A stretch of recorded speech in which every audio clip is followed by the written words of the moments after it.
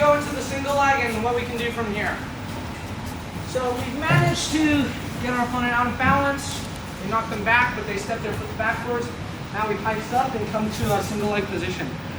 From here, we're going to basically combine different movements that basically complement each other, and that's how we're actually going to get them down. As opposed to just going for, like looking for one means to put them down a hip, we're going to try to use a few combinations to try to get them down. So, from here, I have the single leg. We're going to do like quite an easy one at first. So running the pipe is probably the most popular way to start finishing single legs. I like to keep my head to the inside, and I like to keep my shoulder on their hip.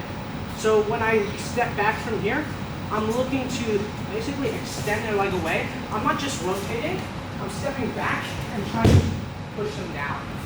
So from here, I think the mistake a lot of people make with running the pipe is that they're just stepping backward. As opposed to, I'm basically stepping in the direction that his forward toes are pointing at, and then dropping it down. Come back up. So notice that when I just circle, I'm actually not moving in the direction of his toes. As opposed to when I move to step laterally and then drop my shoulder, it's much easier for me to put him down like that. However, there are situations where this can be very difficult, right? From here, I look to knock him down. It's difficult, he puts weight onto the far leg, right? And now this is very tough for me to do anything from here. So what I'm going to do, I'm going to take my right arm, go deep, left hand go to the waist, and I'm going to point my knee in the direction of his far leg toes. From here, I'm going to knee slide in the direction that his toes are pointing, and from here, pull at his hip as I do this. From here, I'm able to break him down to a hip. I want to make sure that I end up in a position where it's advantageous for me. So we can either look to positions where we're covering his legs and leg riding, so now when he looks to heist up, it's very difficult. Like from here, we can start looking for elbows, handcuffs, etc. Or from here, he looks to come up onto his knees, and we're attacking a good turtle. We're looking to make sure that we're putting weight on his hands.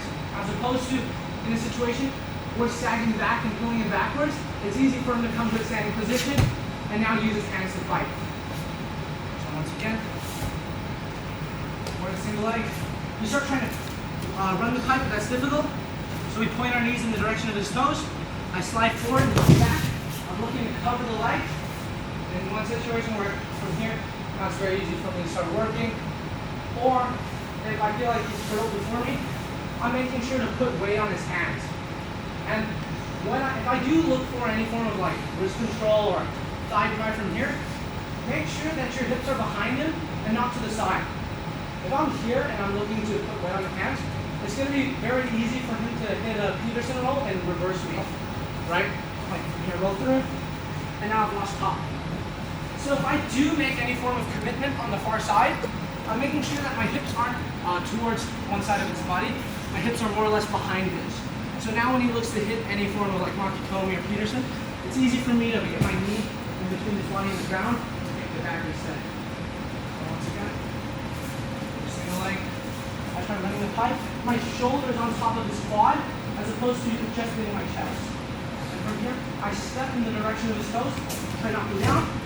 Or if that's difficult because he's putting weight on the far leg, I go full strip at the knee, hip, the tight waist, and from here I drive my knee in the direction of his toes and pull him back.